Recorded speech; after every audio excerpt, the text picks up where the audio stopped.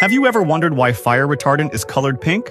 A fire retardant is a substance that mainly consists of ammonium phosphates mixed with water, dyes, and thickening agents. It not only douses flames, but it also acts as a fire containment barrier, making it highly effective in extinguishing fires. The distinctive pink color of the retardant is a result of added coloring, allowing ground crews to easily track where it has been deployed. Depending on the manufacturer, the dye can also be red or yellow. One of the largest firefighting aircraft is Boeing 747 supertanker. It can drop over 19,000 gallons of fire retardant in a single flight with an operating cost of over $20,000 per hour.